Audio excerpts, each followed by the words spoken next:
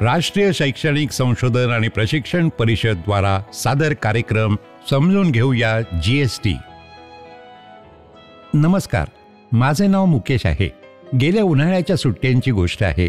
त्या सुट्ट्या खास होत्या कारण मी आणि माझे 3 मित्र रमेश, सुरेश आणि गणेश एकत्र गोव्याला जाणार होतो.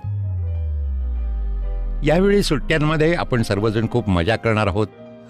होय, मी यापुढे प्रतीक्षाच करू शकत नाही.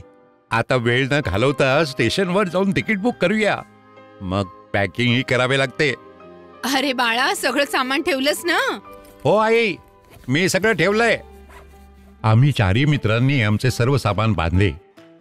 गोव्याला जायचा दिवस अखेर आला. आम्ही सगळे खूप उत्साहात होतो. आमची ट्रेन आली. मी हॉटेल बुक केले आणि स्टेशनवरून सरळ तिथे पोचलो. सर, तुमच्या हॉटेलमध्ये मी मुकेशच्या नावाने 4 जणांसाठी रूम बुक केली आहे.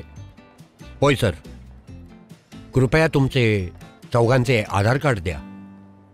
हॉटेलच्या कर्मचाऱ्याने सर्वांच्या आधार कार्डाची फोटोकॉपी केली आणि आम्हाला रजिस्टरवर सही करायला सांगितली. मी आमच्या खोलीची चावी घेतली, पण सामान घेऊन पायऱ्यांकडे वळताच मला काहीतरी आठवलं. सर, तुम्ही मला माझ्या आधार कार्डाची फोटोकॉपी देऊ शकता का? हां, बिलकुल, घ्या. एक अतिशय महत्वाचं काम करायचं विसरलो होतो. अरे मुकेश भाई, सांगा काय लिहिताय? इथेही अभ्यास करायचा. काही सांगशील का? त्यावर फोटोकॉपीचा उद्देश आपण नेहमी लिहिला पाहिजे. मी तर म्हणेन की तुम्ही पण सगळे जरूर लिहा. यामुळे तुमच्या कागदपत्रांचा गैरवापर होण्याची शक्यता कमी होते. आधार कार्डाच्या या छायाप्रतीचा एकमेव उद्देश असा आहे की त्याचा वापर हॉटेल गिरीश इन मध्ये रूम बुक करण्यासाठी केला जाईल. अरे मला दाखव की इथे कसं लिहायचंय. अरे मला पण. चला, उंच वायाचा फायदा तर झाला. दुसऱ्या दिवशी आम्ही सगळे गोवा फिरायला निघालो. काही दिवस गोव्यात घालवल्यानंतर घरी परतण्याची वेळ आली. सर, कृपया आमचं बिल द्या. घ्या सर, तुमचं बिल झालं 2,499 रुपये आणि 18% GST सोबत कुळ 2,949 रुपये. घ्या सर, हे तुमचे 2,799 रुपये. अरे, हे तर कमी आहेत. पुरे पैसे द्या. नाही हो, आमचे एवढेच पैसे बनतात. तुम्ही GST अधिक लावला आहे. नाही, मी एकदम बरोबर बिल बनवलंय. मी हे काम रोज करतो. नाही नाही. हां. एवढा आवाज ऐकून हॉटेलचा मॅनेजर पण तिथे आला. मी त्यांना सर्व सांगितलं आणि त्यांना बिल पण दाखवलं. सर, जेवढं बिलमध्ये लिहिले आहे तेवढं पेमेंट तुम्हाला करावंच लागेल. पण हे चुकीचे आहे. काय तुम्हाला माहित नाहीये? GSTच्या अटी आणि शर्ती बदलल्या आहेत.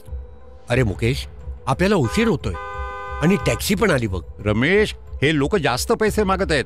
पण का? कारण त्यांनी GST जास्त लावला आहे. सर, मुकेश बरोबर बोलतोय. आम्ही तेवढेच पैसे देऊ जे उचित आहेत.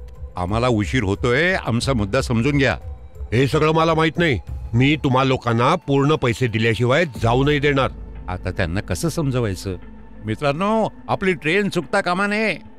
यांना समजवण्यासाठी दुसरा कोणता मार्ग नाहीये का? आता आम्ही काय करू?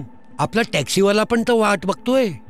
तेव्हा माझ्या लक्षात आले की GST बाबत भारत सरकारच्या वेबसाईटवर सर्व माहिती दिली आहे. हे पहा, 18 जुलै 2022 पासून GST नियम आणि अटी बदलल्या आहेत. यानुसार जर तुमच्या बिलाची किमान रक्कम 1,001 रुपये आणि कमाल रक्कम 7,500 रुपये असेल तर त्यावर 12% GST लागू होईल. आणि जर ती रक्कम 7,500 रुपयांपेक्षा जास्त असेल तर त्यावर 18% GST लागू होईल. आम्हाला माफ करा सर. यापुढे बदलत्या नियमांची आम्ही पूर्ण माहिती ठेवू आणि आजपासून त्याची अंमलबजावणी सुरू करू. मग योग्य ते बिल भरून आम्ही चौघेही टॅक्सीत बसलो आणि स्टेशनकडे निघालो. चला, लवकर चला. वेळेवर स्टेशनावर पोहोचलो. आमच्या सुट्टीच्या अनेक गोड आठवणी घेऊन आम्ही गोव्याहून घरी जात होतो. तर ही आमच्या उन्हाळ्याच्या सुट्टीची रोमांचक कथा होती. आताच आपण ऐकत होता राष्ट्रीय शैक्षणिक संशोधन आणि प्रशिक्षण परिषद द्वारा सादर कार्यक्रम समजून घेऊया GST. अनुवाद आणि रेकॉर्डिंग समर्थन क्लॅपर एंटरटेनमेंट सोबत. Programme coordinator professor Usha Sharma. Academic support Yachna Gupta.